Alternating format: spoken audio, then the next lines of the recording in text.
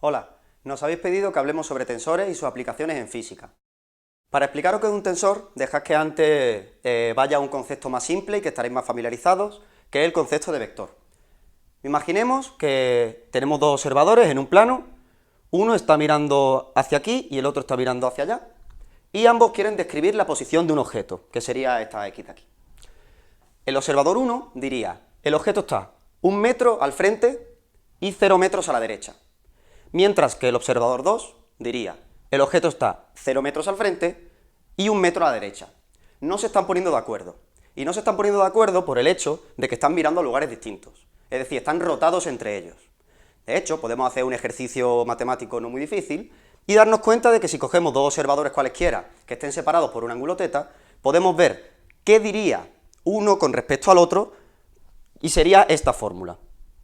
Aquí se ve muy claro que lo que llamaríamos x1, que sería cuánto está hacia el frente, y lo que llamamos x2, que sería cuánto está hacia la derecha, para un observador y para otro se mezclan bajo rotaciones. Esto nos da la idea de que quizá para describir cosas a las que podamos hacerles transformaciones de rotación, sería conveniente definir un objeto que sea algo más complejo que solo un número, que sea una familia de números, que aúne tanto a x1 como a x2.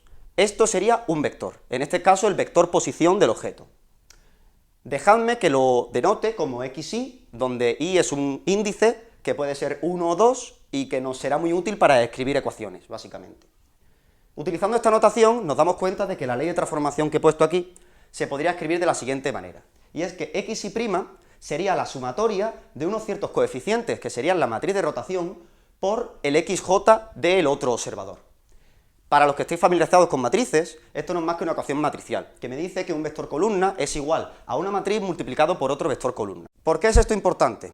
Es muy útil porque nosotros sabemos que la física no debe depender de a dónde esté mirando, lo cual significa que las leyes de la física tienen que ser invariantes bajo rotaciones.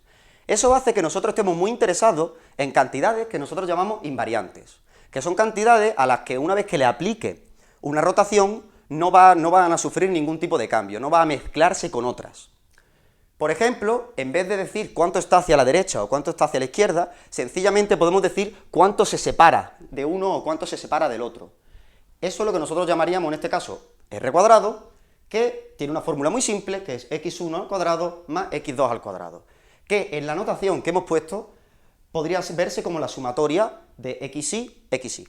Entonces nos damos cuenta de que si nosotros definimos unos objetos que aunan toda la información que se mezcla entre ellas bajo rotaciones, es más fácil imaginarnos cómo construir invariantes. Otra cosa muy importante de los invariantes es que, si volvemos a este experimento, ahora sí podemos ponernos de acuerdo. Si utilizamos invariantes en vez de objetos que se mezclen entre ellos, nos ponemos de acuerdo en dónde está el objeto.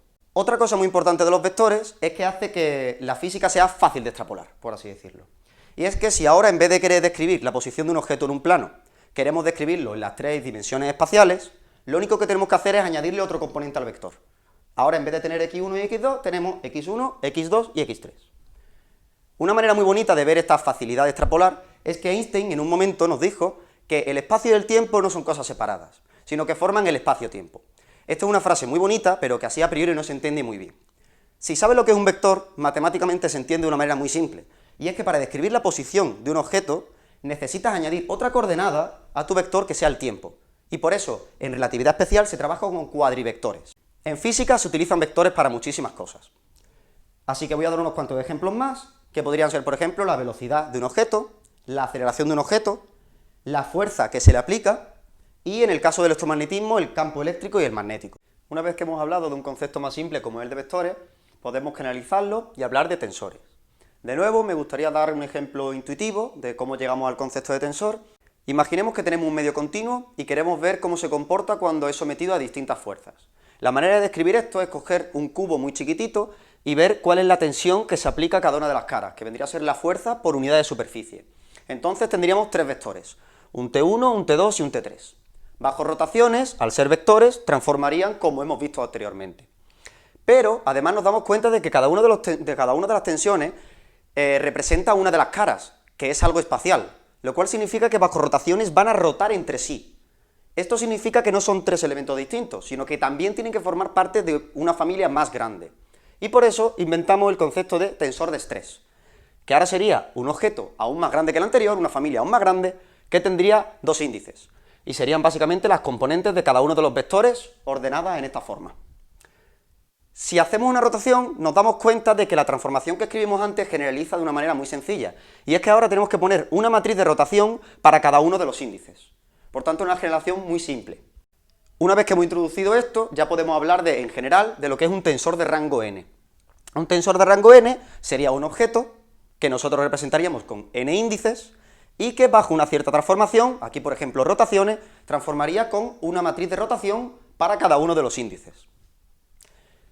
Así nos damos cuenta de que esto generaliza todo lo que hemos visto anteriormente. Por ejemplo, un vector no es más que un tensor de rango 1.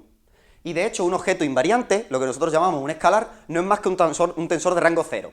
En física utilizamos tensores continuamente, así que demos algunos ejemplos al igual que antes. Si volvemos a esto de que Einstein nos dijo que el espacio y el tiempo no son dos cosas separadas, sino que forman el espacio-tiempo, pues querremos generalizar algunos otros objetos. Por ejemplo, podemos pensar en cómo generalizaría este tensor de estrés. Pues resulta que generaliza un objeto muy importante conocido como el tensor energía-momento. Para que veáis hasta qué punto es importante, la ecuación de Einstein es una ecuación escrita en forma tensorial que nos dice que este tensor de aquí, de rango 2, que nos describe la curvatura del espacio-tiempo, que al final viene a ser la gravedad, es siempre proporcional al tensor energía-momento. Otro ejemplo muy bonito es el de las ondas gravitacionales, que están descritos por un tensor de rango 2, que es la métrica. Para entender mejor qué es la métrica, hay otros vídeos en este canal. También podemos intentar generalizar qué serían los vectores eléctrico y magnético que vimos antes.